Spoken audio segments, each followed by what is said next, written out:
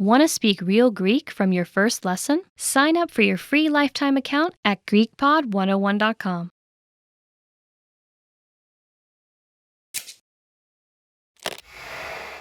Hi everybody, Stefania here. Welcome to Ask a Teacher, where I'll answer some of your most common Greek questions. The question for this lesson is, when should you use the nominative case? In everyday life, we see the nominative case, or ονομαστική πτώση in Greek, being used in dictionary and encyclopedia entries, listed items, and city names on street signs. But grammatically speaking, the nominative case in speech is used in three cases. Firstly, in the subject of a clause or sentence. Secondly, in the predicate of a subject. Thirdly, after some prepositions. This is the least common use of the nominative case.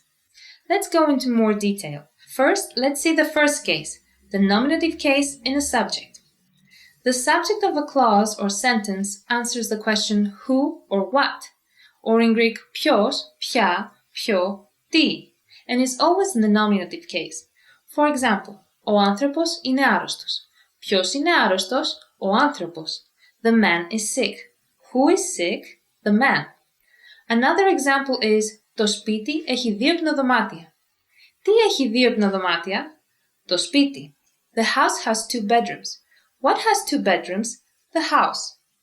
Here are some more sample sentences. Ο Πέτρος είναι γιατρός. Peter is a doctor. Το τηλέφωνο χτυπάει. The phone is ringing. Following up, we have the nominative case being used in the predicate of a subject. The predicate of a subject in Greek is the part of a clause or sentence that is linked with the subject through a copular verb, also called a linking verb. The predicate of a subject always indicates a certain attribute the subject has, and in Greek it can be a noun, an adjective, a pronoun, a numeral, a passive voice participle, or even a whole phrase. If the predicate is a declinable word, then it is in the nominative case, although there may be some exceptions. Let's look again at the previous example. Ο άνθρωπος είναι άρρωστος. Τι είναι? Άρρωστος. The man is sick. What is he? Sick. Copular verbs in Greek are verbs of existence, such as είμαι, to be, γίνομαι, to become, υπάρχω, to exist, γεννιέμαι, to be born, πεθαίνω, to die.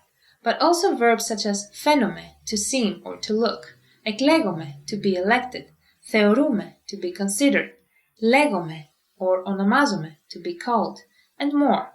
They come together with a predicate instead of an object because they are not transitive verbs. They just connect the subject of the verb to additional information about the subject. But having a copular verb in a sentence doesn't mean there will always be a subject predicate. For example, ο άνθρωπος είναι στο σπίτι. The man is in the house.